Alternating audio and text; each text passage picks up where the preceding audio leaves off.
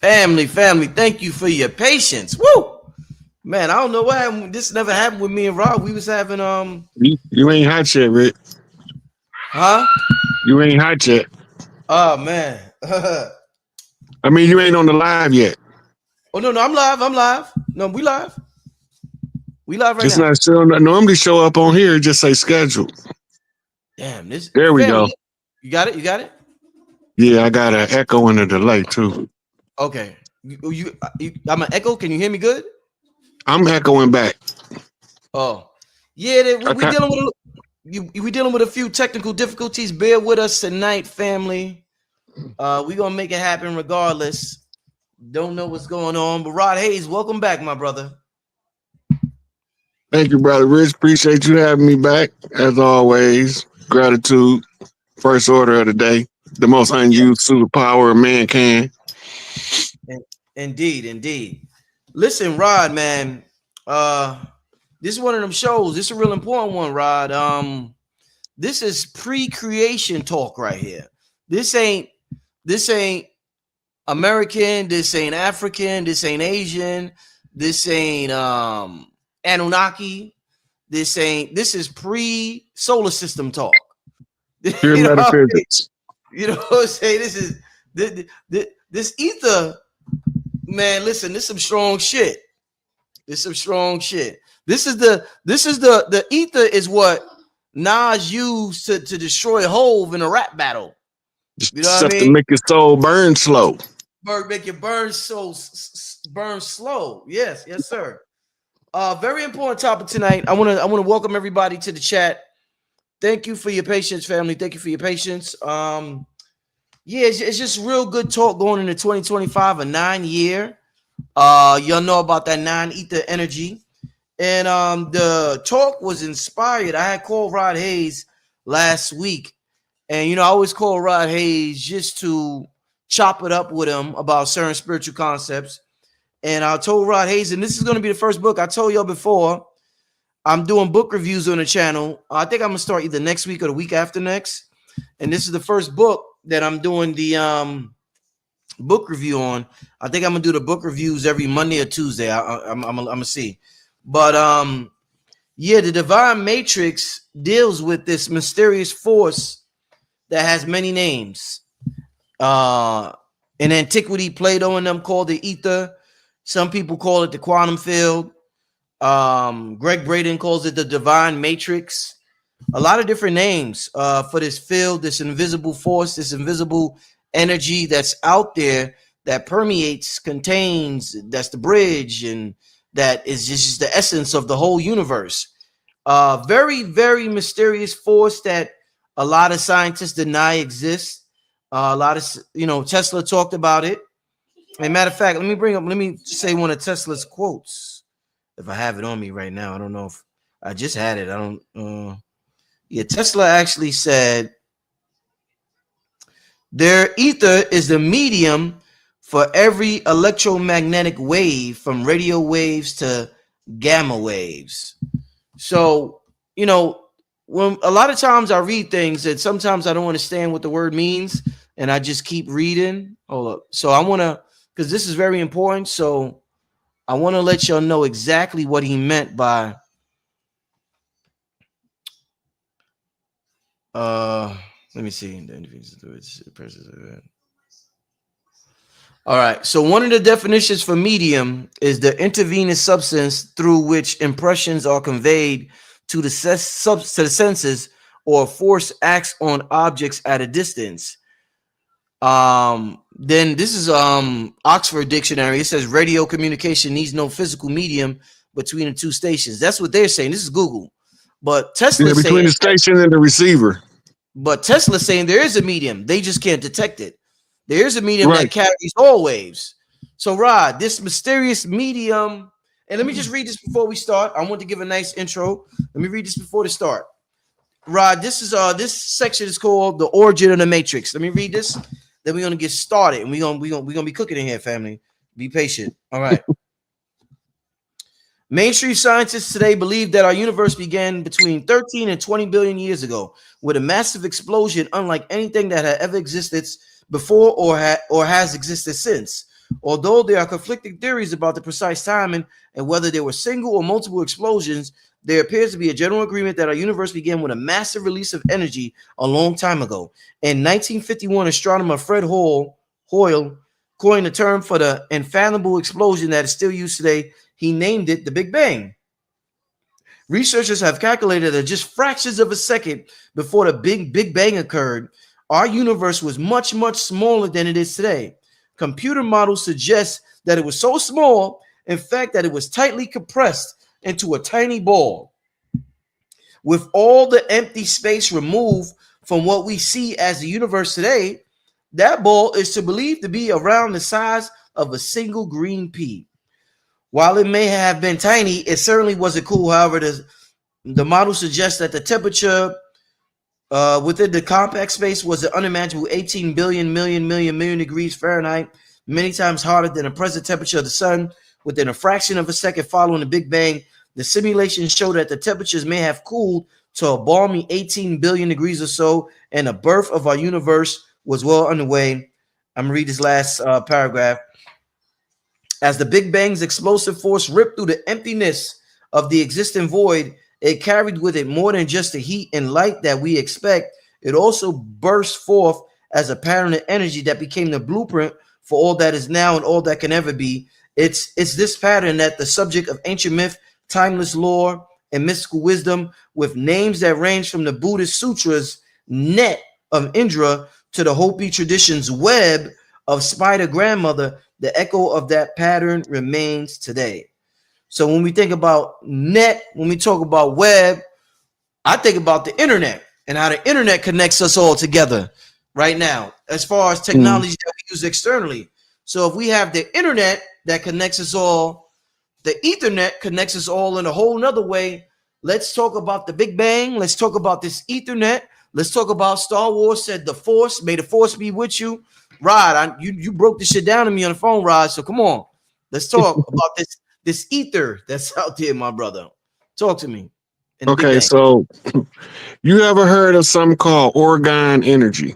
Yes, sir. Yep. Mm-hmm. The original discoveries of Orgone energy was something called an ether accumulator. Okay. You got what's called a clean accumulator. It comes through opaque, almost clear. Mm-hmm. And then you have the dirty accumulator, and when it comes through, it's filled with soot, which gives it the appearance of being black. Right? So the ether of itself is like a aquatic field. Right? So now we're using water as a frame of reference, because water is the physical similitude of spirit. What that word means? Rob, what that word means? Similitude. What's that? The meaning, the similarities in the two. Okay. Right. Okay. Right. So the physical representation of spirit is water. Because water permeates all things, and you can accumulate the water, but you can't keep the water trapped because it's going to always find its way back. Right. So this is taking something from a source, is showing you a metaphoric link in cycles. As the water cycles, it goes through a water phase, gas phase. When it's frozen, it's in this solid phase. Right. When it becomes steam, it's a gas. But when you refine the steam even further, it's a vapor. A vapor is the mirror to what the ether is. Right. So remember when Obi-Wan told Luke, he said, the Force, Luke, is neither good nor bad, but it is the intention applied that makes it so. Right. So that means that a person with good intentions can make a mistake and something good can come out of it. Because the intention that he started with was good. The person with ill will at the beginning can try to do something good, but it's going to go to crap because his intentions wasn't good. Right. So now you manipulating the ether. You determining by what's in you how you can move the ether to the good side or the bad side, or the positive and the negative, or the malevolent or the benevolent. right? Mm-hmm. So now this brings in the Hermetic law opposites being applicable to the ether, Right. the poles, the law opposites. Mm-hmm. That means that the ether can be either of the extremes and everything in the middle. Mm-hmm. Just like the people, our character can be either of the extremes or can fall anywhere in the middle, but the goal is to always bump straight. I mean, don't get stuck to the left, don't get stuck to the right. Stop taking sides in other people's drama. Right? So as the ether accumulates, they told us at the Big Bang that it formed something called a pea-sized thing that they called the black dot. Right. Ironically, he didn't call it the black dot in the article, but it's a Scientific America article from the 90s that talk about it, what he's talking about. And it's showing you the model, and then it have what looked like a net coming out of the center of the Big Bang in a funnel-like shape, right? This is supposed to be the effect of the Big Bang, right? So I say that's when they turned on the simulator. That's why do I say that? Because if you turn on the light, and sometimes you could actually see the spark that jumps out of the switch. Right. Because the spark have to make a connection, meaning that the loop got to be closed in order for it to cycle. Right. So the same way that they talk about it in science, Malachi wrote about it in the Holy Tablets. He said the dot became a line. The line was infinite until it decided to shift to an angle. Right. Once it shifted to an angle, this created the square from the dot. Ooh. Okay. And then the square flipped the dot out on the other side. And now the circle is flipping out of the square, and the square is flipping out of the circle. Right. At the same time, so in metaphysics, it's called flux flow between two-dimensional paradigms simultaneously. Right. That means it's phasing in and phasing out. Right. That's the flux flow. Remember the flux capacitor from Back to the Future was able to jump between parallels in order to triangulate into a position in the future. Right. Wow. Right. So that's called the flux flow capacitor. Right. And the flux flow, if you're looking at it in the physical, it'll look like it disappears and reappears. But it never disappeared. It just went into an alternate reality, a different frequency of expressing itself. Right. So now you have what's called the octave scale, which mirrors the music scale. Yes. Right. This is the building blocks of what we call creational fabric. Right. Then they talk about how the dark matter permeates everything. Right. But the dark matter is no one thing. It's everything simultaneously all at once. Right. So they telling us the nature of dark matter. It's the same as the physical expression of water. So then in Egypt, it's referred to as the primordial waters, or the primordial noon, N-U-N, where the term nuns came from. Talk to him, Ron. The great festival of the Catholic Church that was stolen from the matriarchs is the Dark Mother is supposed to sit on the sacerdotal seat, and she's supposed to wear black. And all of the nuns was supposed to be in white. Right. And then she officiates over the ceremony. And now where the women who wore the red, which represented the bloodline, has been replaced by some people they call cardinals.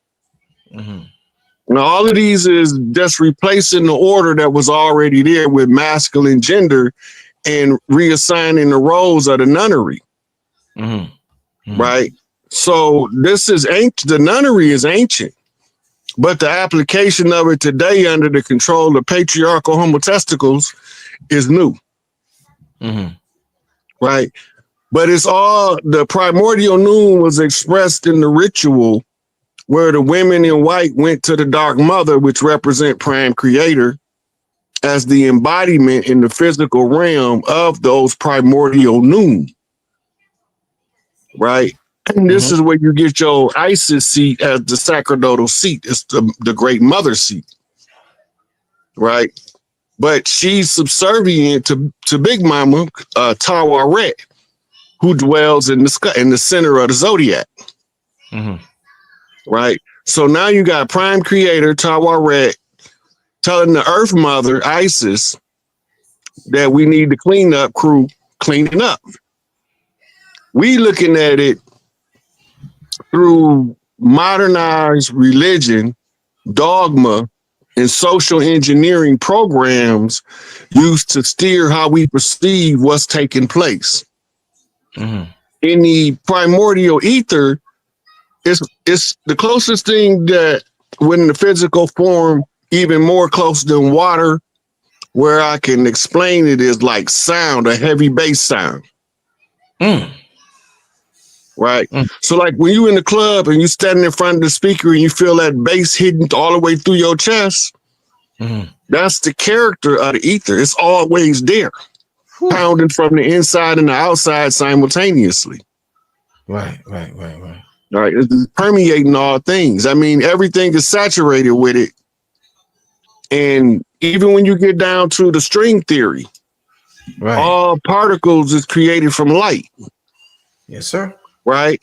And then when you get to the Higgs boson, you realize that once the strings of light was tied up in the knots, you can generate matter, the God particle. Wait, you said once the strings, now we're talking about these etheric streams was tied into knots, you can generate matter. Right. Rod, now, this No, I'm gonna take a note. Okay, Rod. Yeah. So they replicated with the Hadron Collider in order to extract the Higgs boson. They have to collide two electrons together. Right. When they slam into each other, all of these other particles are produced as the byproduct of that collision, which simulates the Big Bang. Right. When 2012, on December, I think 26th, they discovered the Higgs boson, right? Which tells them that this is the particle responsible for what we call density of matter. But when you look at it under the microscope, it's still an electron and it still follows the laws of the string theory. Right. So the only answer is the explosion causes it to tie up into a knot. From the force and power of the explosion, it makes the light fold back in on itself, creating a piece of dense matter. Right. This is why the 3D looks like it's fixed position of reality and we can't walk through walls, because the Higgs boson governs the law that separates things. Right. So it's like a pound of feathers and the 1 pound brick drop from 30,000 feet. Which one gonna hit the ground first? The only way that the brick hit the ground first is if the feathers are not contained. If the feathers are contained, like in a pillowcase, they'll hit at the same time because the weight is the same. The only thing the feathers being in a larger container might experience more drag, which would give us the illusion that they fell at a different rate. But if you can compact the same amount of density and weight of feathers into the same space as a brick, they gonna both hit like a brick. Right. So that's the war of the butterfly. Butterfly fighting a dragon, and you need a trillion butterflies to kill it. Right. But he probably, they're not telling how many butterflies you're gonna lose in the fight from the dragon. Right. So they use the Oregon accumulator to extract the ether and put it in a usable form, and they call it orgone. And that is the same, that is solidified ether. Dr. Delbert Blair talks about what's called ore energy, which is primordial base energy. When you're looking at the pyramids, Rich, most of that stuff are metaphysical calculations of creation in some part of the creation or the other. Right. And you use the same methodology to reorganize the society based on the balancing of those equations. They real simple, but they complex. It's complex because we don't know what they mean, but it's simple in the message that they trying to relay. Where does this thing slide? You good, Rod? Yeah, my phone keeps sliding and trying to I got it. I think I got it this time. You keep sliding across this thing I got it propped up on. Serious, please be quiet. All right, so Rod, so let me ask you this now. All right. When you mention the ether and you was comparing it to water, I thought about something that they when they talk about the cosmos, and the best representation they have of the cosmos is, let me show this. It looks like they call it filaments. And they say filaments in space are the largest known structures in the universe and are made up of dark matter and galaxies that connect groups of galaxies. Now, I've always said, I said this to, I think it might have been Dr. BSN. I said, yo, I think the universe is a big afro. It reminds me of a huge afro. So I want to show you. You see those pictures of the filament? I want to show you Blue Pill. Let's just use Blue Pill as an example. His afro, or Mama Pill, her afro, right? Now they say here is, divine. They call it non-ether here. Now, when we talk about the afro and it growing endlessly, they say the universe is infinite. Something that no matter how much we cut it, it grows back. For the most part, is here. So I want to talk to me about the similarities, because you use water as an example to describe the ethers. How much of an example can we use here when we're describing the ether or the structure that makes up the cosmos? Is here also one of the best physical representations of what we call etheric energy, Rod Hayes? Right. That's because the sacred 369. Remember, you brought up Tesla earlier. Yeah. You say when you understand the power of the 3, 6, and the 9, then you understand the fabric of the universe. Right. So when you look at it, all it is different directions of curls. Right. The 3, the 6, the 9. That's deep. Just different direction of curls. That's deep. Right. But this is all taken from, the Afro hairstyle is a representation of the uterus. Right. The energy field around the uterus represents the hair, and the uterus itself is represented by the face. It's a homage to the Great Mother. So you had tribes both over in the Americas, the old Mississippians especially, they had Afro chiefs that wore them big old afros so that they could be seen by the same way as the other tribes wore the war bonnet. When Tukey came down the street with his afro picked out, everybody knew from 4 blocks away that here come Tukey. You can't miss him. All you got to do is look for the muscles in the afro, and you know it's him and his crew. Right. So the hair itself is showing you the expressions of the 3, 6, 9 by the curl. 9 ether being ether to the 9th power, the 9th power of 9. which a lot of people said Malachi was insane until the scientists got a hold of the formula and applied it in a repeatable fashion, and then he wasn't so crazy. Now he has to go.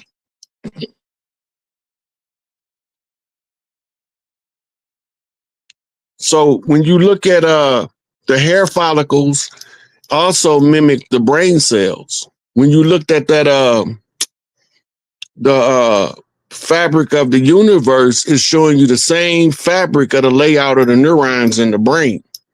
It's the same way that the hairs is laid out in the afro, right? And that's to facilitate a more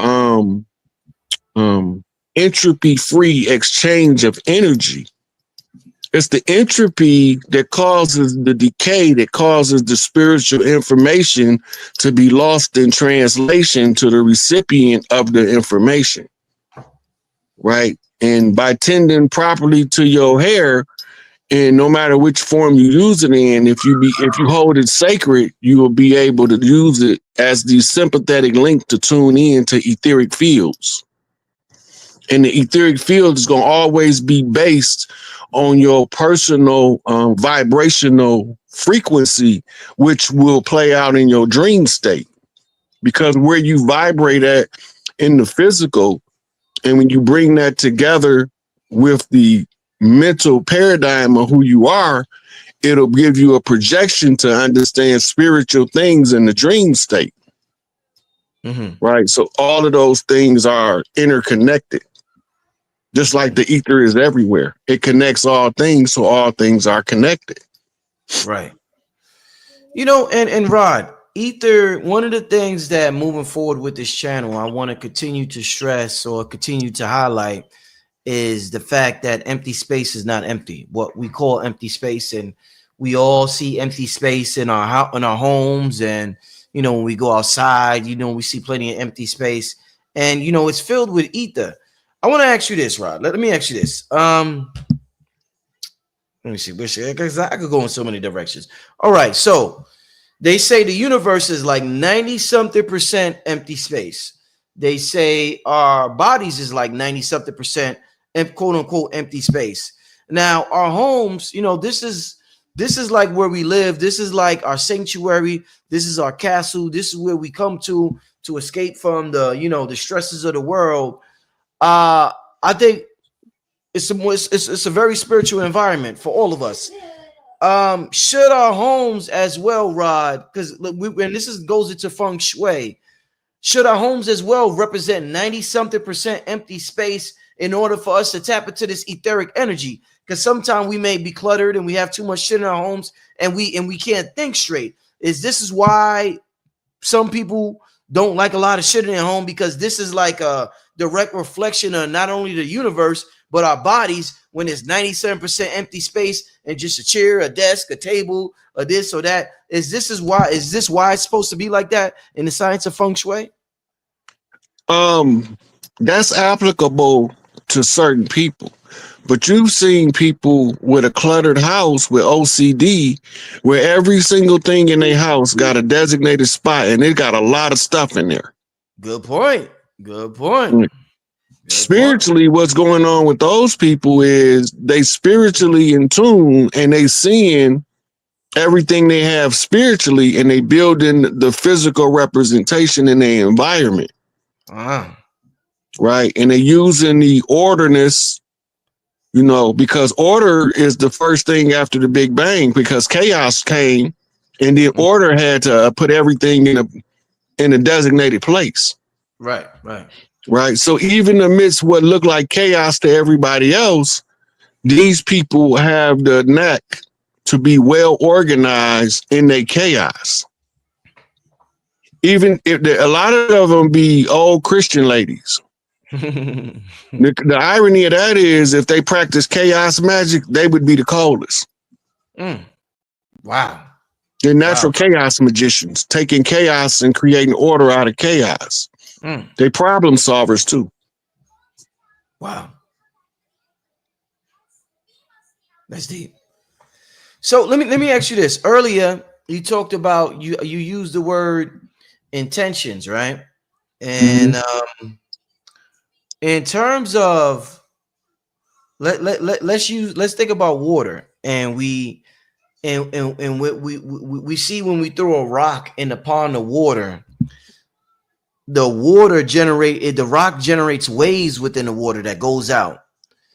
What our intention when we're talking about the ether in this field that permeates the entire universe, is our intention like that rock? When we send out an intention, is our intention that rock that hits the etheric waters and sends out a wave that will eventually come back to us, depending on how hard our intention, i.e. the rock, is that we sent out? Right. Yeah. So the good comparative analysis is the rock dropped in the bucket. Yeah. Yeah. Because the intention is more focused in the bucket, which is represented by the water, it returns back to the center from which the rock pierced the water faster. Right. But if you drop it in the ocean, it's still gonna come back, but who knows when? Right. That's a unrefined intentions. That means that you want it, you think you deserve it, but you don't know how to get it, so you don't think you're gonna ever get it. So that makes it take longer to come back. Oh, that's why they say don't put yourself in a box. Stand in the circle, stand on pi 3.14, the center of the circle. Because everything that you put out from the center has to return back to the center in due time. Right. In the manner, the tighter your intention field is, the faster it can return. Remember, we was talking about Brother Panic and those platonic solids that he was using for manifestation. Polite. No, Brother Polite. Brother Polite, yeah. Yeah. The thing that is, when you use those, you are going in between intentions of similar ideas. And then you infusing it with your willpower, which makes your barrel smaller for your ripples to return faster. So this is why he was using that. That's an old kinetic science that's most people don't know how to properly activate. Very interesting. All right, Rod. So one of the things you mentioned, Brother Panic, and I don't want to misquote Brother Panic. Rest in power to Brother Panic. Shout out to Khadijah. I talked to his wife the other day. I'm actually going to be doing some family with her in February. She's going to be doing a presentation on the channel. So shout out to Khadijah and rest in power to the spirit, the soul of Brother Panic. But I don't want to misquote him. But he said something along the lines of, now when we talk about ether, when you see the pentagram, I hope I'm saying it right. The pentagram, they said the top part represents the ether. I believe Panic said when you want to manifest something, this is why certain people wear the pentagram upside down, because that represents bringing the ether down to this realm. Talk to me about why some people may wear a upside down, or when they do rituals, they may have an upside down pentagram versus some people have a pointing up pentagram. Rob, what might be the difference in manifesting something? Well, it's the power of the energy frequency you're using for manifestation, right? So first of all, you gotta know what the pentagrams is. The 5-pointed star is the pentagram.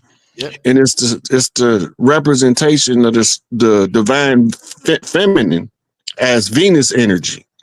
The upside down pentagram is the masculine takeover of the feminine by decapitating the woman. So you gave her a phallus and took her head.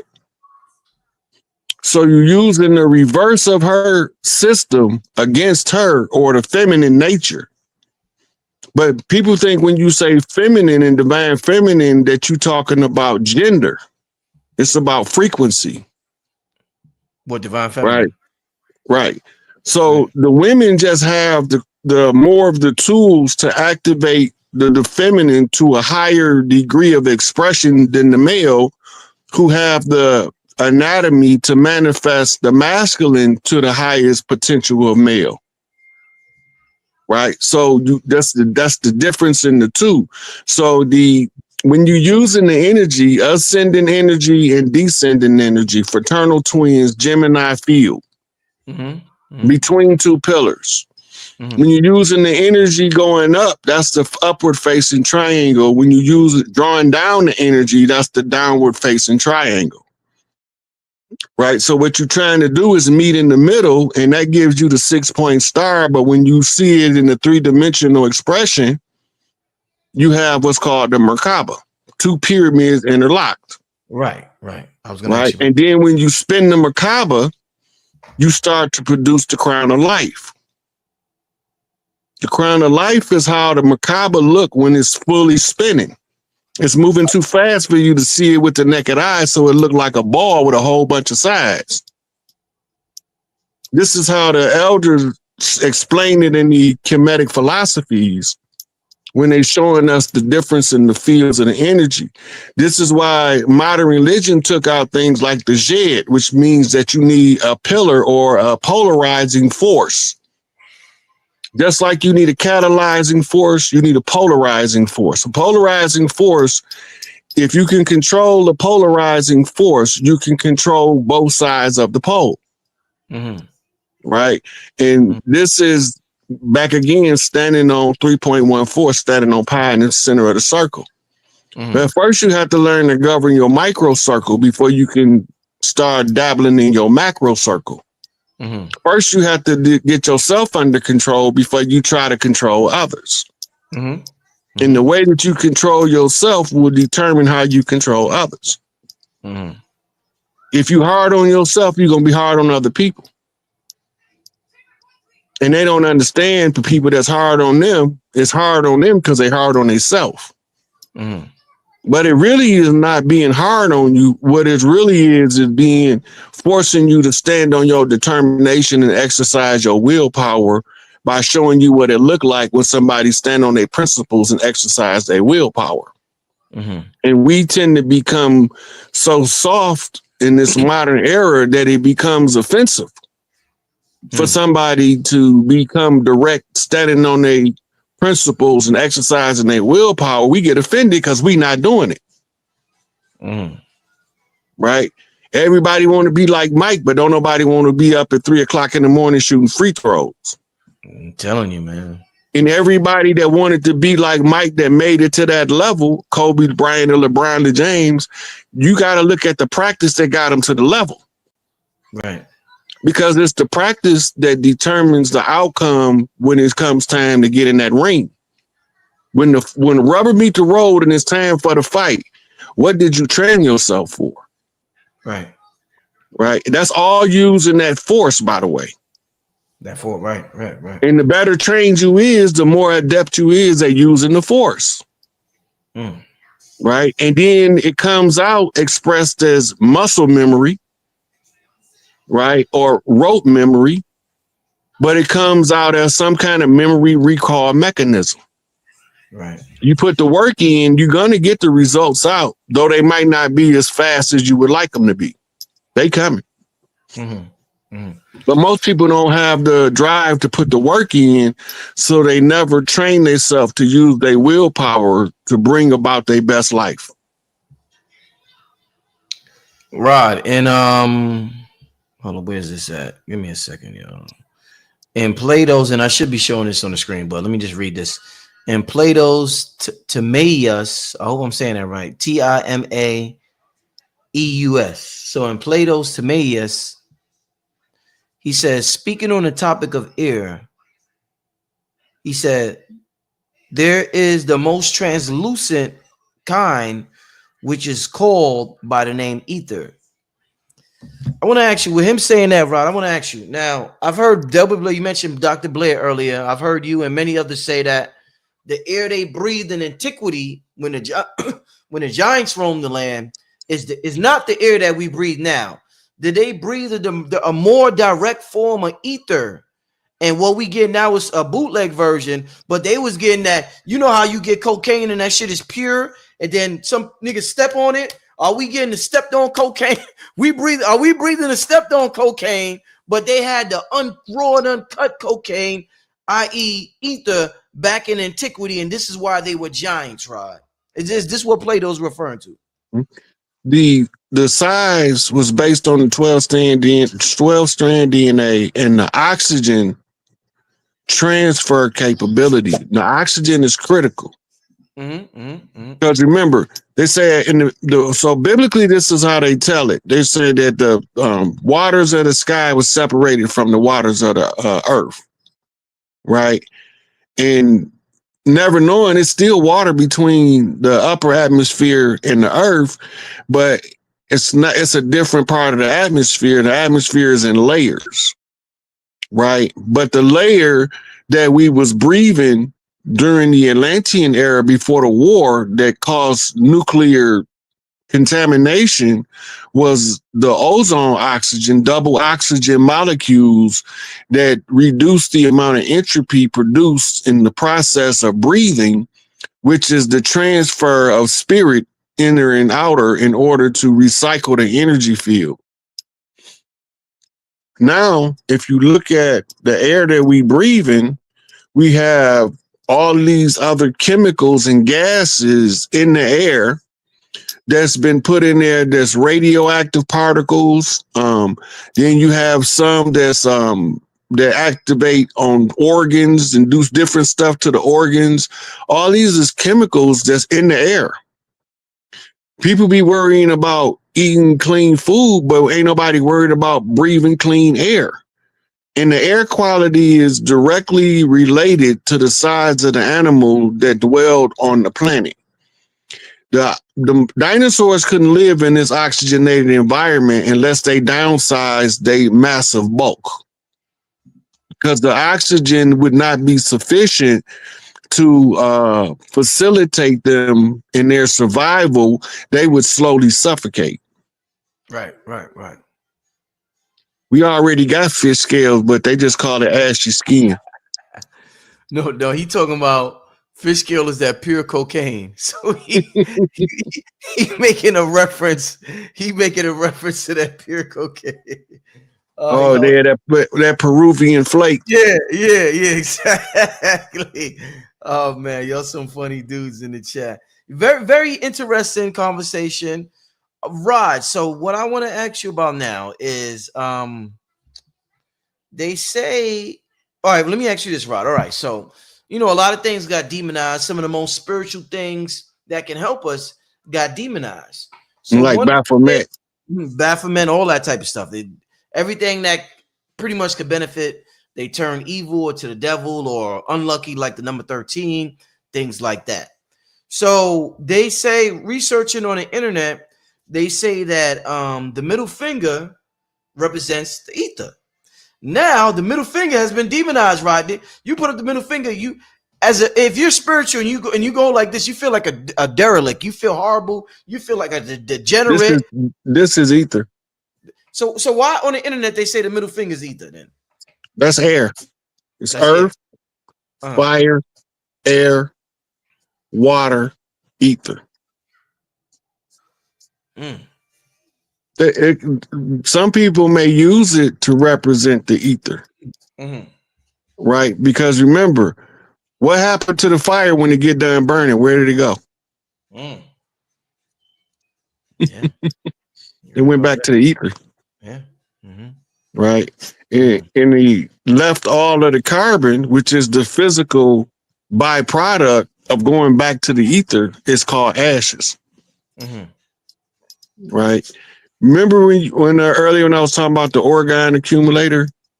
That's the opaque ether that he was talking about when you say that it's the purest form of air.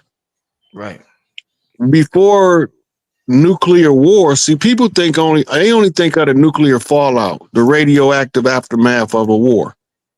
What they don't think about is the chemical changes to all of the things that the radioactivity affected. Right. And the only time they pay that attention is when they go to Chernobyl, where they had the most devastating nuclear meltdowns in recent memory. And now they seeing 6-legged cats and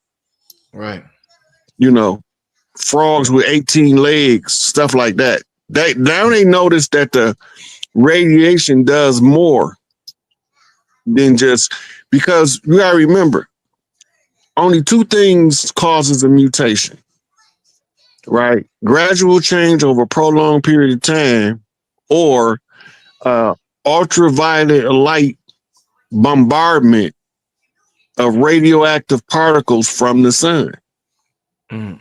When it's time to evolve, the earth and the sun got to say, humans, level up so that the fish can level up, so that the seals can level up, all the way around the whole animal kingdom. We supposed to be able to read nature, understand how we are naturally, and move in harmony with everything around us. Mm-hmm. But as part of the byproduct of the entropy, which is the deterioration, you have what's called a negative aspect. Now we going back to Hermetic principle, the law of opposites again. Mm-hmm. Mm-hmm. Right. So that's telling you there's somebody good-hearted that's controlling the ether, and there's somebody dark-hearted controlling the ether, wicked at the heart. Mm-hmm. And they in a struggle, an eternal struggle, right, to establish the dominance of which one going to be in existence after the struggle. That's the story of Set and Osiris, the struggle of the two brothers, two opposing forces with two different ideologies, Mm-hmm. coming from the same parental source, Mm-hmm. right? And then the mediator between the two ended up being Isis, which was the sister. And the remedy was for Heru to rise up to the throne, overthrow Set, entropy, extreme chaos, and reestablish the great father, Osiris, Usir, the one who cares for and maintains order among the family. Mm-hmm. Right? So they telling us metaphysics, quantum physics, then they telling us housekeeping, order and structure of the household. All of that is being told in the same paradigm. Right? And they use the reference of the housemaking in order to explain the physics, because there's more housemakers than it is physics professors. So you now you got to be able to communicate with both. You tell the same story, and then when you explain it to the person that's reading the story, how to look at it from their field of study, it changes the paradigm and how they perceive their spiritual growth. Right.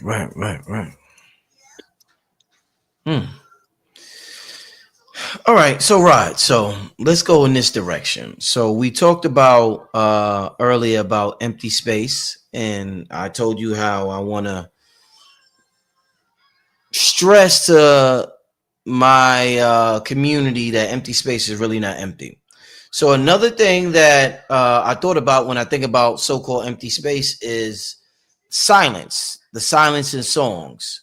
You know, this is something that gets neglected, like empty space in between objects in your house. So the silence within a song is something that gets neglected.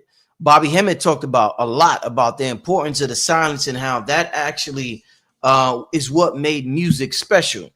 So talk to me about the silence in songs and that connection to the ether, Rod. Because when we think about songs, we think about the sounds. We always talk about the sounds, but there's also a sound that we don't hear in our ears, and that's the silence in between the sounds. So talk to me about the silence in between the sounds. You Rod. ever seen that movie Eddie and the Cruisers? No, I haven't. No. They writing a song. Yeah. And Eddie is trying to explain what you just said to somebody. Right? And they got a guy that writes songs with him called the Song Man. So the Song Man was trying to give Eddie and the Cruisers a new song. And Eddie was trying to explain the only way the song would work, we need this element in it. And he said, what is this? It's called a haiku. Yeah. A strategic silence in the song that makes the rest of the song more compelling to draw you in. What I gotta watch? What movie is this? Eddie and the Cruisers. Right, I gotta, because I'm a musician, I'm a producer, so I gotta watch this. Oh man, if you ain't seen Eddie and the Cruisers, hey, but I'm gonna tell you this: once you see it, your whole view on the Tupac situation gonna be like, oh, what the? Yeah. Yeah. All right, let's let it go. All right. Yeah, so and Eddie and the Cruisers is a movie John Cafferty, a country singer, did the soundtrack to. And a couple of my favorite songs on there is On the Dark Side, which we was just talking about the Force. That he talking about a lady, right? And he said, from out of the shadow, she walked like a dream. But you would never really know just what I mean. Right? She coming from the dark side. This is what he explained, and she stole his heart. So it's the telling of the story by song that makes the movie so compelling when you understand the story behind the Cruisers. That the movie was actually based off Jim Morrison and the Doors. And then they used a writer named Arthur Rimbaud as the conspiracy effect to the movie. Right. And I think it's Eddie. I think it's 2 parts. It might be 3, but I know it's 2 parts. It's really good. And if you like music, you're going to love that movie. Like I could put it in and leave it in for 7 days without taking it off repeat. Damn, like that? Shit. That's yeah, I'm gonna watch that. I'm gonna watch that real soon. So let me teach you about that silence. That strategic silence is often taught about in poetry. Yeah. Yeah. Like, for instance, if you listen to Gwendolyn Brooks doing stand-up, The Last Poets, Nikki Giovanni, they all use that strategic silence. Even Maya Angelou. When they doing what they call it, they reading their poetry, spoken word, you will see it. And then a lot of times in old poems you read before, you didn't know what the symbol mean for the haiku, which is the strategic silence. Then you go back and read those poems again and they have a whole different effect. Because now you understand the strategic silence. Right. That's like a little, trying to think of a good song that uses the strategic silence. But I can't think of one off the top of my head that it just stick out where everybody that heard the song would know what I'm talking about. Most of them are Friend songs, folk music and stuff like that. Right. Wow. Yeah, that's that strategic silence, because even with you talking, like let's say there could be 2 speakers, Rod. This is a great example. And this is an example of the importance of that silence, or what some people may call empty space, or some people may call ether energy or whatever. 2 people talking, you could say that strategic silence is talked about in poetry, or you could say that strategic silence is talked about in poetry. And the person who used that silence and said in poetry, yo, it hit my heart. Rod, that shit hit my heart way harder than a person that just said it robotically. So when you said the poetry you use strategic silences in between words and what you want to stress. So that made me think about that. That's how important that silence is. You could impact a person's part. Like imagine a dude talking to his girl and saying he love her, and he says it with silence in between certain words. Like that shit is real important, Rob. We sleep on that, man. Well, the first person that did something different with that strategic silence in music was Marvin Gaye, on the album with What's Happening, Brother, and I forget, it's some of his biggest songs, but if you pay attention in some of his strategic silence, you'll hear people chattering in the background. Right? Because that's the way that he brought your attention to the strategic silence before the next part of the song activate. Because most people don't pay attention to the strategic silence. So you needed the background of day-to-day silence, which is some kind of noise that's not relevant to nothing, playing in the echoes of the empty space, and then the song come back on and give more impact to the next phase of the song, because now your empty space, it's filled with something, a form of silence that you truly understand, which is really noise. Yeah, and just speaking of noise, when I was talking to you on the phone, Rod, and I said, Rod, what's the best word in the English language that you could use to describe the ethers? And he was like, loud sound. And I didn't think he was gonna say that. I think he was gonna say some scientific shit or whatever. He was like loud sound. I was like, wow, that's powerful that you would say that, bro. Loud sound. That's the best word, the most efficient word you would use in the English language to describe this force. Now, this is the greatest force in existence. And you said sound, my brother. Look, they call it the Big Bang, but how did you know if it's a bang if there's no sound? Ooh, there you go. There you go. No, just think about it. How do they know that a Big Bang ever take place? Boom. Two main reasons. One is it's still echoing. Ooh. It's echoing on a frequency, what they call a modulated frequency at a chosen interval. And the other way that they know is through something called galactic expansion, which is red shift, blue shift. One is collapsing and the other is expanding. That's what they mean in science. And then in the old Hopi culture, they call it red Kachina, blue Kachina. And everybody think that this is a star when it's telling you actually a functioning creation more so than it is telling you about a red star and a blue star. It just so happened that the analogy of the red star and blue star match so well that they able to explain it to you using two stars as telling you that they are a force you can't see.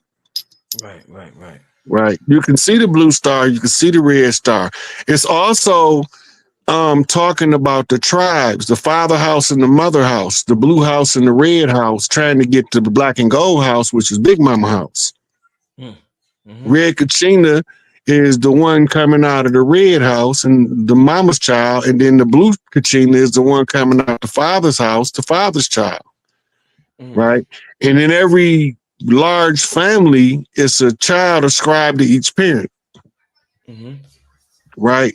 Normally, the boys is ascribed to the fathers and the girls is ascribed to the mother. Mm-hmm. And then you have what's called daddy's girls, where the daughter is ascribed to the father to raise to be a good woman.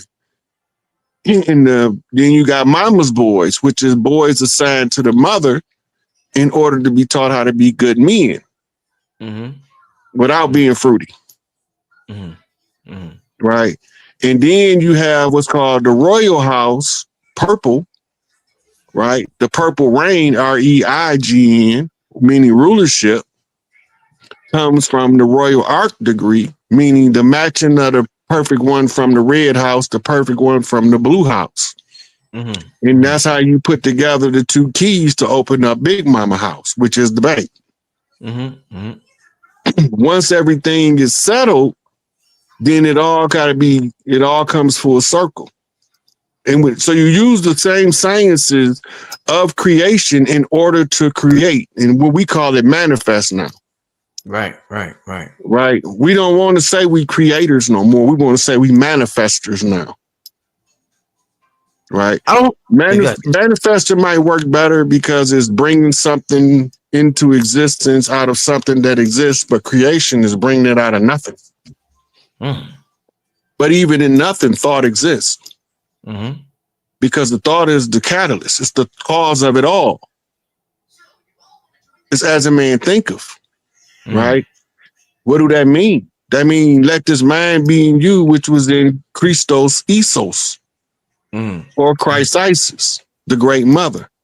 If you can think like the great mother, right brain, full capacity, and you can think like the divine father, and you are a divine son, you become the son of the son.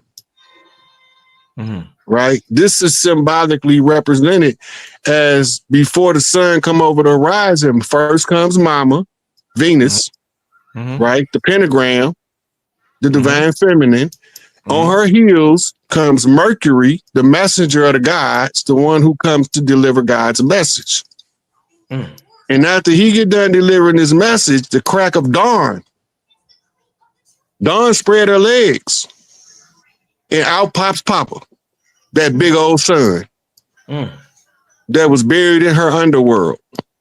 I like how you break that down, bro. That was crazy.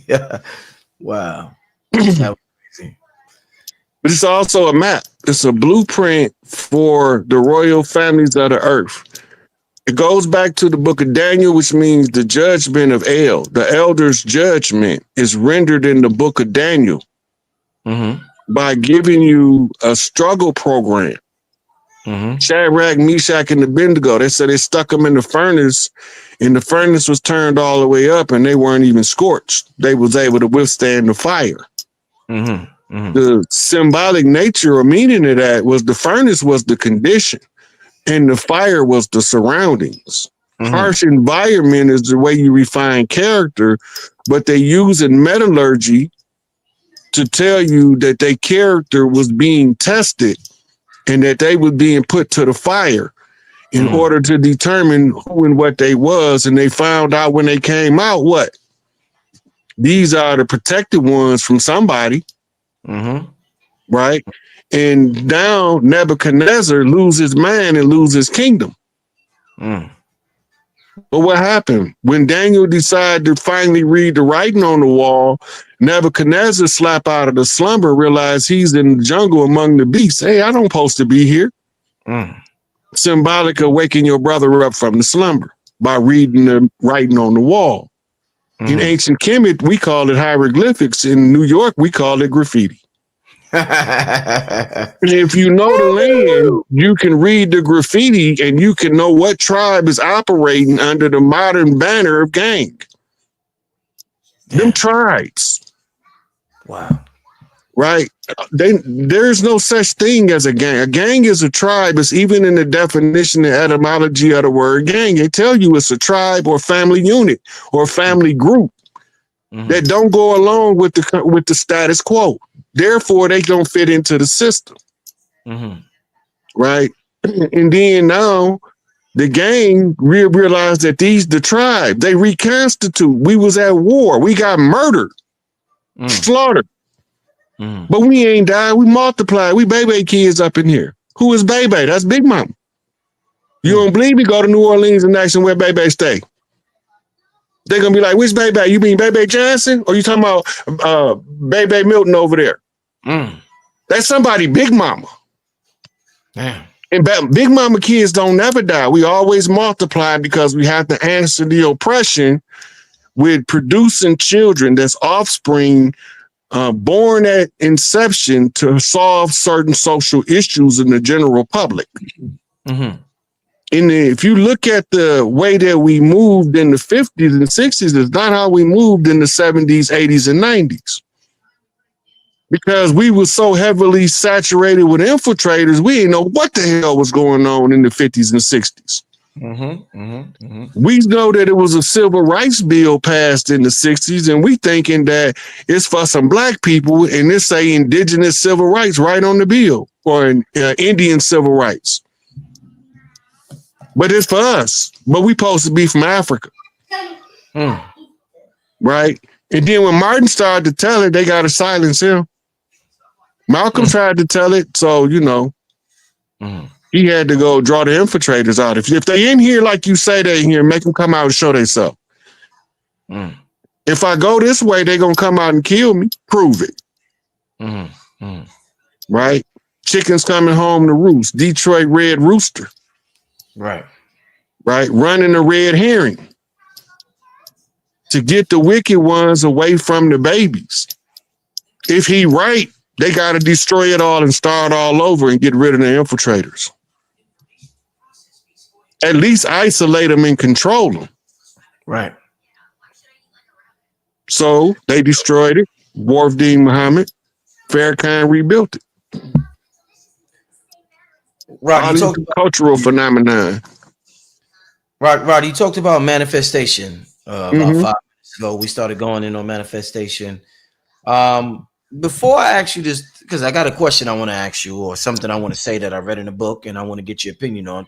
But before I bring that up, I want to ask you, where did the story, we talk about these stories that are like, they have a deeper meaning to them. They're like allegories. We have the Bible. They describe an internal process that's happening inside of us. but the story form allows us to be more connected to it. So they tell us this story form. Where did, and I'm gonna be doing more things in story form. I gotta call you and tell you about it. I talked to Red and Blue Pill about it. That's a conversation I gotta have with you on the phone. But where did the story, Rod, of this genie that grants us 3 wishes? There's a deeper meaning to this genie. We're talking about manifestation. This carpet, Aladdin, this carpet, this genie granting us wishes. That seemed like a hell of a deal. We could get whatever the fuck we want from this genie on this carpet. Where does this come from? What's the deeper meaning behind this story before I go into what I read in this book, Rod? So in the earth traditions of the tribes of the earth, we have the people that have namesakes, right? That's all of these people that's naming their children after Ra. They naming their children Osiris. They naming their children all these deity names. Those children have the genetic capability after being programmed by the parent with that name to download the same frequency of leadership qualities that those people displayed.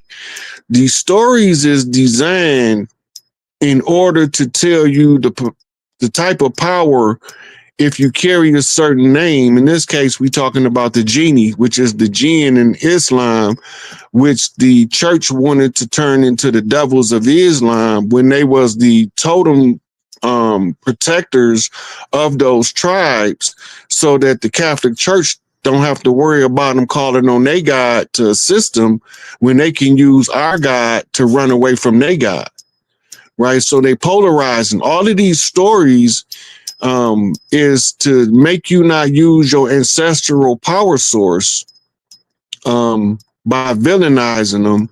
But in antiquity, they had a different meaning. If you go to the story of Abraham, Abraham chased down, no, it wasn't Abraham. It was one of Jacob's children had stole the family Tehillim, which was a altar relic that was the family symbol of who the hereditary heir was to the parent. And they tracked them down to recover it. And they talk about it in the Bible.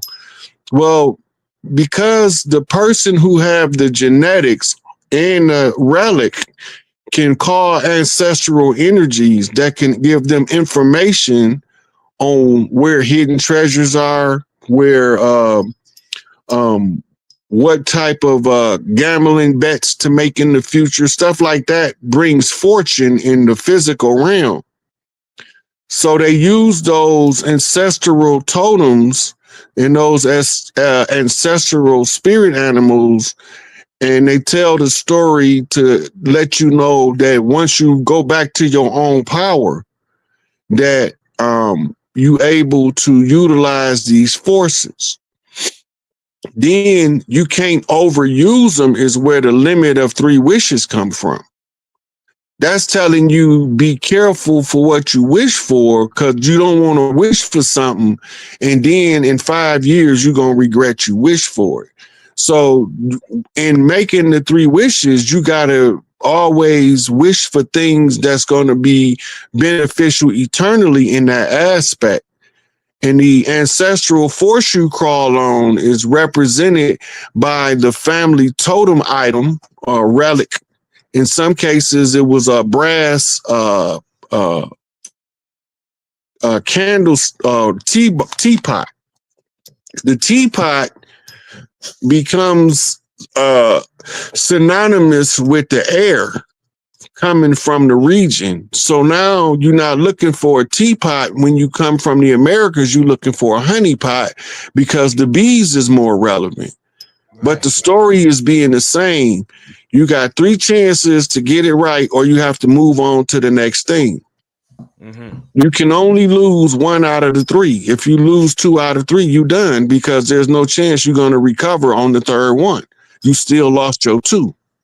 Mm-hmm. So when you making your wish, the story is infused with the contemplation of, if I was going to wish for 3 things in my life, what 3 things would they wish for? Right? And the only thing I wish for is my mama, my pops, and my children. And they always with me because that being my three wishes, we etherically tied forever now. Mm-hmm. Mm-hmm. Oh, indeed, Rod. And I asked you that question about manifestation. There's something. There's actually two other questions I want to ask you in regards to that. What did you say earlier, Rod? About you said something about strings and knots can produce matter. What was you talking about again? Just real quick. What was you? The Higgs boson. We were talking about. We was talking about the Higgs boson being using the string theory as the reference for people to understand how you get density from the Higgs boson. And the way that I explain it is that the Higgs boson is still an electron, but the light is denser because it's tied in a knot. Okay, so Rob, with that being said, the light being tied in a knot and then producing matter. When I watch the movie Avatar and you see these advanced beings with the here and locks. Now, if here is an example of etheric filament energy and we put it into locks, does that cause us to be greater manifestors in this realm? We have this etheric energy that's we call it non-ether here, and it's tied where we're tying it in knots. Does that have an effect on our manifestation abilities at all, Rod? Okay, so first of all, we call let me preface this, Rod, because there's a group of people. My channel got suspended. Rod was talking about this group of people, and y'all know who I'm talking about, the small hats, and they wish they had locks. They have this little thing on the side. But there's only one group of people that could lock their hair. So I'm trying to figure out the importance of locking your hair and why groups will want to imitate that, and they know they can't lock their hair, Rod. So talk to me, Rod.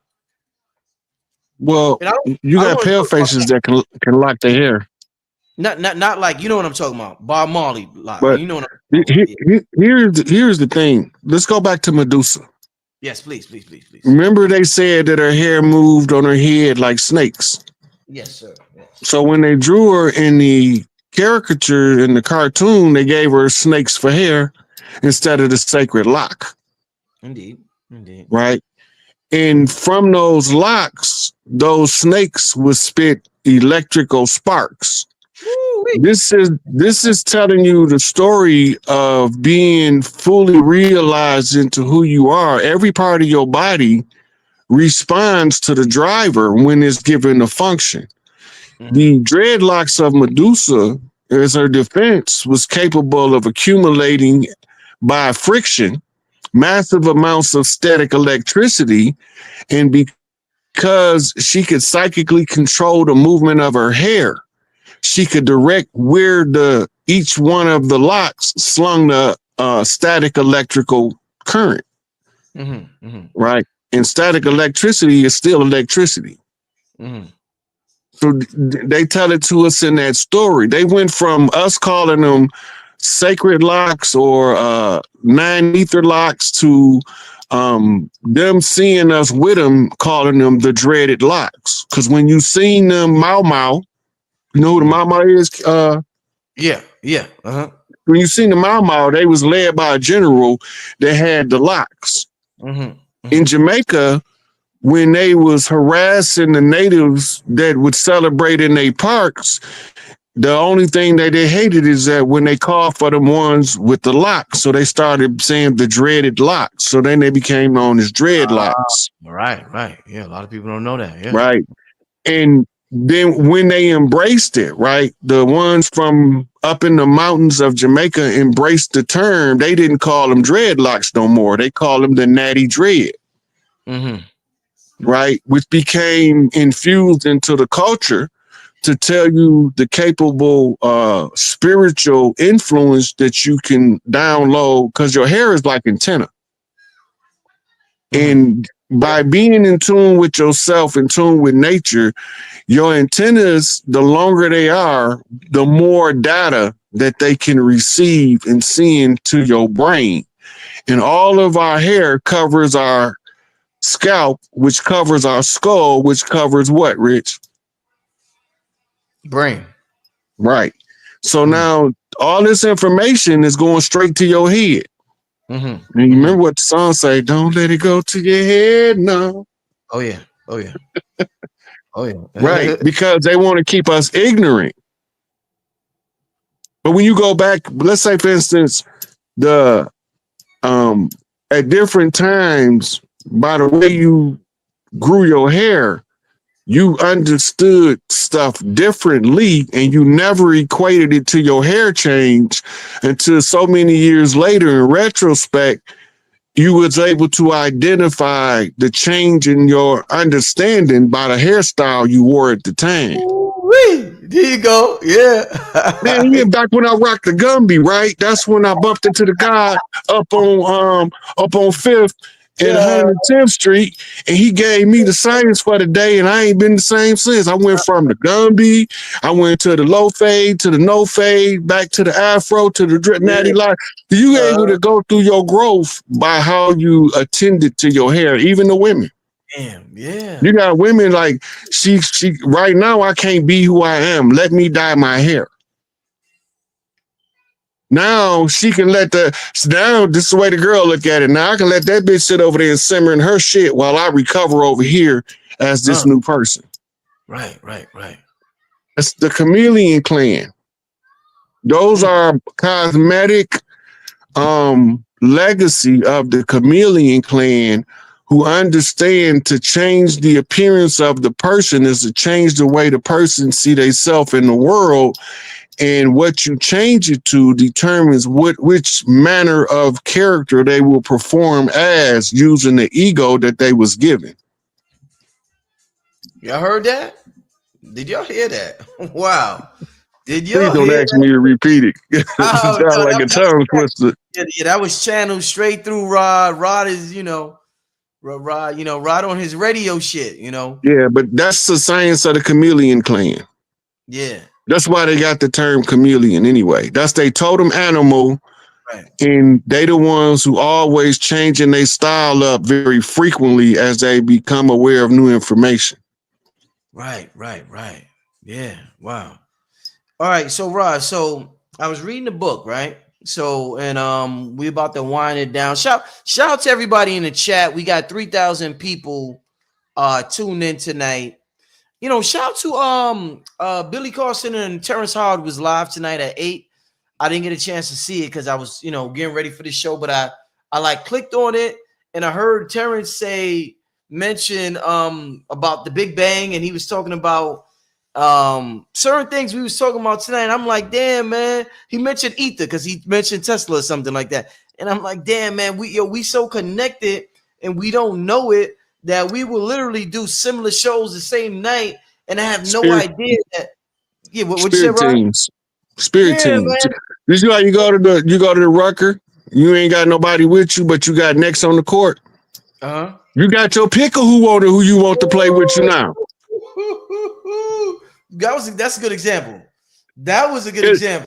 Hey, ain't nobody passing up the next, but you only gonna pick the one gonna keep you on the court the longest. Right. Wow. Wow. That's also a tribal leadership training program. Ball games, open game sports. You pick your team, I pick my team. From out of the ones that's here, that was a training program. We talk then about they started turning it into a money-making scheme and turned it into professional sports. None of those things was originally professional sports. They was all stuff that we did tribally to keep certain lessons being practiced in the community. That's a leadership lesson. Because you ain't gonna pick nobody on your team that's not gonna keep you on court. They got to be able to ball, but guess who else got to be able to ball to even get next? Wow. we Rod, the show that I just did with you, B-Dale and RFG, we talked about sports and spirituality, and I was telling you about the whole point guard and all that. So it's interesting that you say that. Wow. Yeah. That is amazing, man. That is amazing. What I want to talk to you about, Rod, is in terms of the ether. The book talks about Divine Matrix, talks about, and I heard Bruce Lipton talk about this also. about how human emotions influence the DNA, could change the shape of the DNA. Bruce Lipton was one of the pioneers. It's called epigenetics, epigenetic programming. Yeah. Where you're because they say the environment influences the genetics, the DNA, but the thing that the environment that influences it is your perception. And the thing that influences from your perception is your emotional reaction. Your emotional reaction it goes back to your human emotion, right? So your human emotion influences your DNA. They did a test where your DNA influences the photon, influences photons. Photons is particles of light that matter is made of. So this matter is made of photons, particles of light. So your emotions influences the DNA that influences the matter. Now, in terms of ether's all in this thing. So talk to me about. They say that Greg Braden says that the language that this field, that many names, ether, quantum field, whatever you same language as computers. Yeah. So check this out. They say computers is ones and zeros. Binary code. Binary code. But the ether understands the language of the emotions or the language of the heart. So the frequency. Frequency. So talk to me, because we're talking about manifestation, and we don't understand how important emotions is in this equation to manifest or bringing certain things into this reality. And it seems to be everything, Rod. Talk to me. How many times have you heard me tell you your emotions is your navigation system to where you're going in your life? A lot. A whole lot. And this is why. All that information you went on with Greg Braden, with the other guy, what's his name? Bruce Lipton. Bruce Lipton, yeah. Right. Now you got another guy named Thomas Campbell who came out with a book called My Big Toe, which means Theory of Everything. I never read that. Okay. Yeah. Oh man, that's a cold piece of work right there. It's gonna have you smiling through the whole book if you like to read. Mm-hmm. But anyway, the sciences coming in from 3 different prime sources. Remember, Greg Braden started off on a journey in the East to determine if any of that stuff that they teach in the Far East was real, using scientific methods to either prove or disprove it. He ended up proving so much of it, he got converted. Right? Then you got Bruce Lipton. He's studying epigenetics and how do the cells get information to the individual. How do you know what information to act on at a biochemical level from the cells? Well, the cells is getting the information projected from the outside through what's called the membrane. Membrane mean microbrain or little brain. Meaning a small piece of something. And it's the smallest part of the brain, membrane. Then you have what's called your neurobrain. But you still got 2 other brains that you have to deal with. And one is your heart brain, and the other one is your bottomless pit brain, which is your intestinal tract. Right? It's a bottomless pit because everything that go through it don't come back up unless it's bad news. Right? So they telling you the story, all of these systems working together. Okay, now, if you step back and take your emotions out of it and say, how do God look at this invention and what was he making? Right? He made a Earth navigation rover that would be controlled from externally by remote radio broadcasts. And he have to be tuned in to a certain dial on his genetics, which comes in through his crystalline DNA, which is made up of the amino acids, which is microcrystals. So now they're using crystals to transfer the information from the membrane, and they're using the mitochondrial to charge it all up, right? Which takes us back to the matrix. Because the part of the mitochondrial where the energy is produced is called the matrix. Right. But what do the word matrix mean? The word matrix means divine mother or great mother. So when we talking about being in the divine mother, the great mother, we talking about being in her dark matter, her seminal fluids, her amniotic fluid for us to gestate in while we being created in creation during the creation period. Right. So then you wonder, why is it that the ether permeates through me, right, and is all around me? Because you in mama amniotic sac, surviving off of her etheric fluid. She's feeding you through her mitochondria, charging up each one of your cells to tell your body to do what's in your DNA program. The crystals from the DNA is projecting back out to the membrane, which collectively come together and form a whole field called an auric field. And from the auric field, all of the information downloaded through the matrix into the DNA crystals projects to something called the neural network. And that's why earlier I wanted to point out that when you showed that picture, those were brain cells, just same as they is afro curls. Right? Because now we're talking about the mycelium network of the human body. Being able to draw information from all parts of the body at one time. But if you don't use your right brain, it doesn't work. Your right brain then can correct the information and fine tune it through a part of the brain called the anterior gyrus, right? Which is tied to the silver cord of the great mother. Right?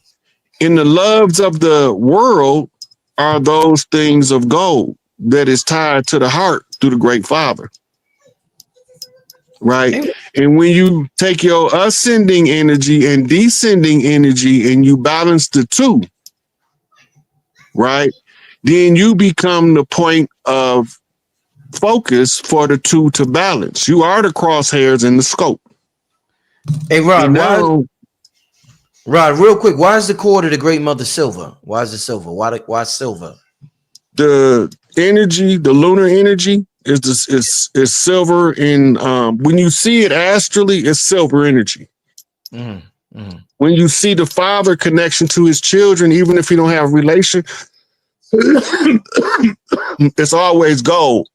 Right. So they tell you about the silver key and the gold key. Astrology.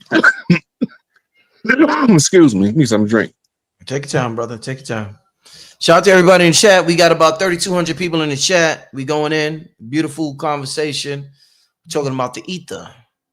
Astrology is when you're trying to develop the father mind, and it starts to cross over into astrology. Now you're starting to be introduced to the mother mind, because astrology and astronomy go together. Right? So the gold keys are to study astrology and astronomy, the stars. The silver keys is the reading of the tarot deck, which is oracle training tools for your right brain. The goal is to sync your left brain, father brain, with your right brain, so that you no longer in your wrong mind, but you in your whole mind. This is going back to being holistic in your approach. That's why you say don't take sides. They telling me Abraham's story. I wasn't there. I ain't never met this dude they calling Abraham. So how I'm going to argue with somebody whether Abraham did something or didn't, because I'm quite sure that everything he did in his life is not in that one little old book. It does not tell us where he pooped at. Nowhere in there has ever told us where anybody pooped at, except for King Saul when David cut his cloak. He shit in the cave. Other than that, there's nowhere where it's telling us how did they go about making a living. Which one of them was the Godfather and which of them was the Capadon. They don't tell us none of that. But we will argue you down that Jesus said something and ain't never one of us seen it come out Jesus' mouth. We don't know what Jesus said. We know what they told us Jesus said, but we don't know what Jesus said. So the elders said, when you get past to that point, you stop reading it as words and stories and start reading what energy is this projecting. Why is it projecting my energy in this direction? And if it's directing my energy in this direction, why is it directing my energy away from that direction? Maybe I should look both ways before I cross this street. Right? Because somebody wants you to look at something a certain way. If they can't convince you to only see it how they see it, right, then you will only go along with what you won't go along with their program unless they can convince you that their program is better for you than your life purpose. Man, wow. Some people's life purpose align with the exploiter's ambition. Yeah. Right. But that's the control of that energy, that same ether energy, and how it's expressed in the world around us. Rod, I told you I wanted to as we wind down. I think this might be the last question of the night. I told you that I was doing a documentary on the Black Sun. I want to ask you now, Rod, what is the connection between this ether energy and what we know as the Black Sun? The Black Sun is really talking about the night sun, which was the moon of Saturn called Lilith. That's really what the Black Sun is. The Saturn energy is all to conceal the Lilith energy, which was the Dark Mother. The Dark Mother is always referenced in the ancient cults of the world. She's always talked about. In India, she's the Dark Mother Kali. And when you see her in the rage, that's the mother in her protective energy taking heads to protect her children. Right? When you see her in Kemet, she becomes Sekhmet when she's enraged. She's the Dark Mother. She takes on the protective nature of the cat. When you get another one in Egypt was the hippopotamus, Taweret, the Great Mother, the Dark Mother, the primordial goddess of creation, fiercely protective of her children. But when you see her in the Temple of Dendera on the roof, you notice that she has what looks to be a meat cleaver in her right hand, right? So all of these is tracing you back to that same energy and that same frequency. Indeed. No, indeed, definitely. All right, so family, so I think we're gonna I'm trying to think. I think we're gonna wrap that up for tonight. Let me get to one question from the chat. All right, let me get to this question. Shout out to Jordan sent the super chat. The one question I'm gonna get to is from on Rod. I see somebody asked earlier in the super chat. Let me put Rod's Cash App up here. Hold up, yo. Give me a second. Rod Hayes up. Give me a second.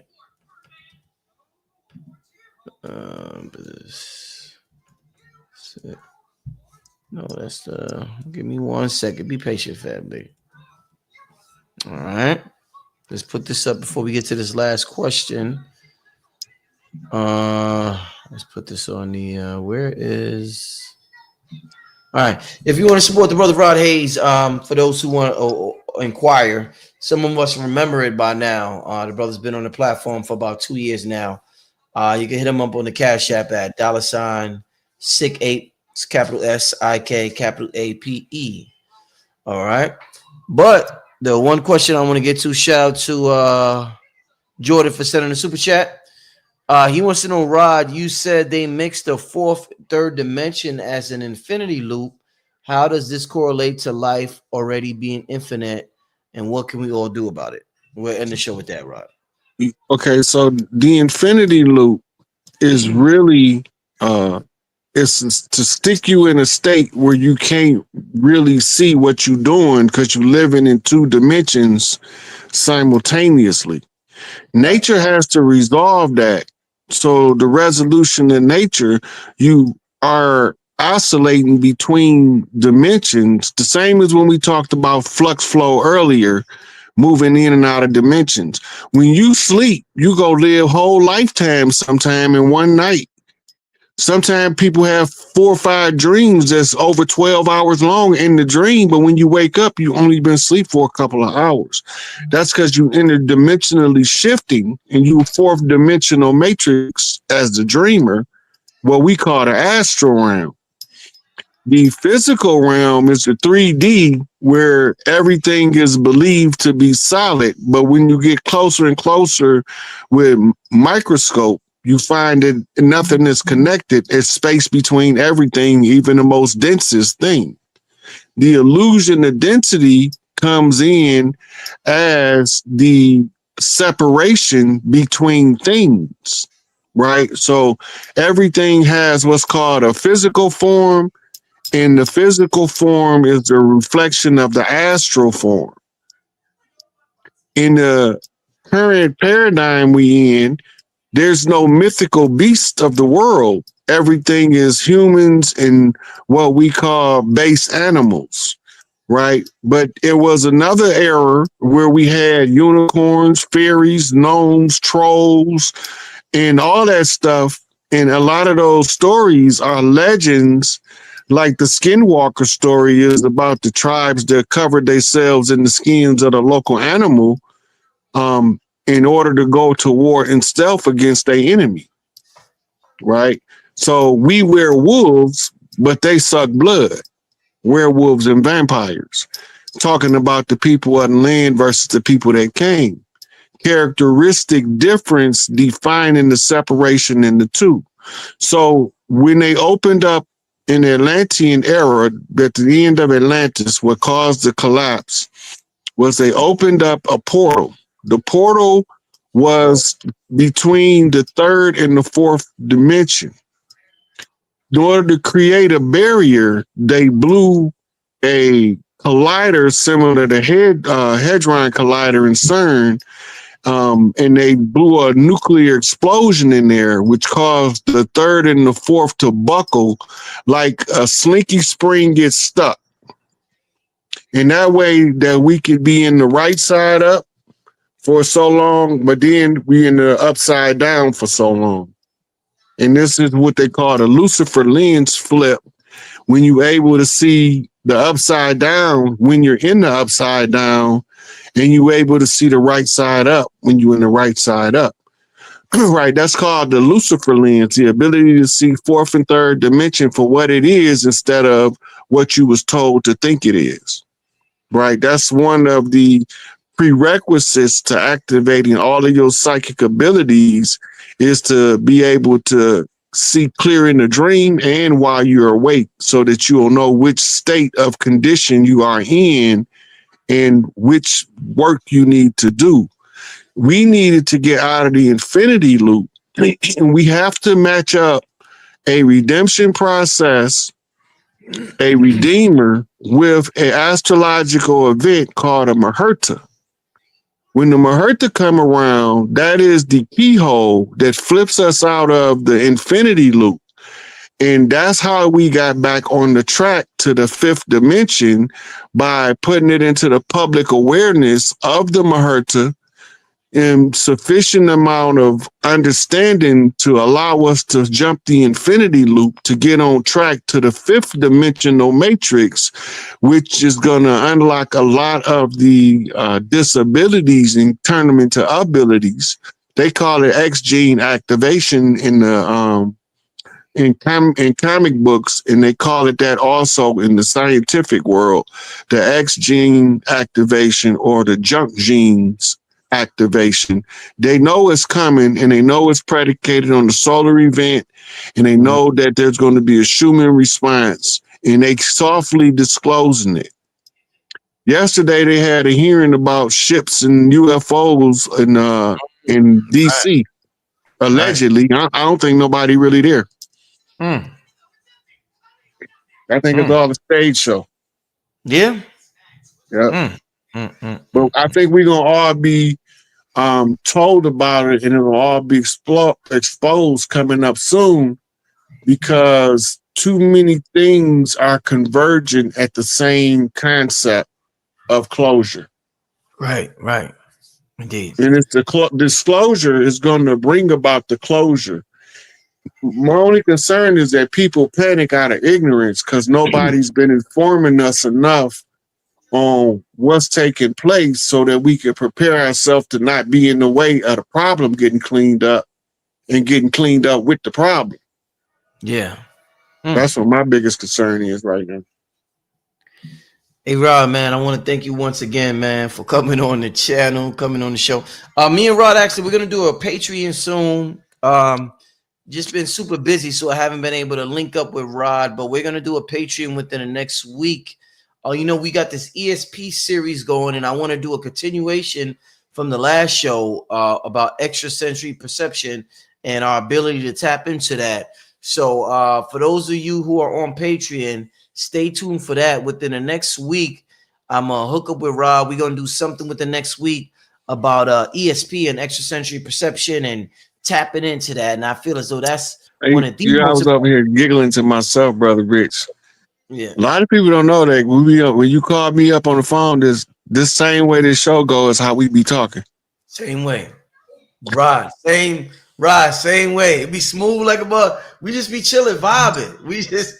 if we recorded them conversations, Rod, the internet would go crazy. They'd be like, "Oh shit, he was it'd be Rod be dropping shit, man. We just be like, and I'll be absorbing it and like, it's dope. It's dope, y'all. It's dope. So shout out to Rod. This is why I always tell you to make sure you support the brother. The brother put in so many years of. He gave us the cheat code. He put in 15 years of information condensed that we can learn. 30. Yeah, and we're learning it in hours. We just have to apply it in the right manner. But the brother's a blessing to our community. Make sure you'll support him and what he's doing. Whenever the brother has anything coming up, I know the brother's gonna come out with books soon or whatever. So make sure you support the brother. With that being said, Rod, tell the people your Instagram, because I know that's how they could contact you. So they can I haven't been posting on Instagram because I've been in Instagram jail, but my Instagram is Sick8, THGSIKAPE. And my Facebook, where I've been posting, I went on a rant a little earlier today, is Rod Hayes. My profile picture and my background always changing depending on the message I'm giving. I post there is something different. Right. Indeed. Hey, and I want to thank everybody. Thank to Jordan. Rod, you see my name at the bottom. I'm officially hey, it's Radiohead Rich now, Rod. It's official. I done graduated, man. Listen, shit. I'm in direct communication with my higher self. When Elijah came up with that term, we didn't have a term, a common use term called telepathy. There was no term called ESP. That didn't exist. That's how far ahead of his time he was, bro. That's how far ahead of his time he was. The only thing that he can compare the experience to let people of his day understand what he was trying to tell them is by calling them a Radiohead. Radiohead. Damn. When we was just going over the epigenetics aspect of downloading the information and all of the membranes feeding the auric field the information for the brain to take it in through the nerve network or the mycelium network of the human body, and transfer it to the human brain for processing, refinement, and delivery into the focus because you're looking at it, you the observer. So between your collaboration with the ether or the spirit of the great mother is how you focus the collapsing of the wave into the particles that manifest as your 3D life. Right? And onlookers contributing the observer effect by non-participation. Because the more observers there's non-participants, then the more they follow your observation. Right. You give your observation as a synopsis in order for them to know if they want to give it attention or not, in order to bring about the inevitable changes that need to be made. Right.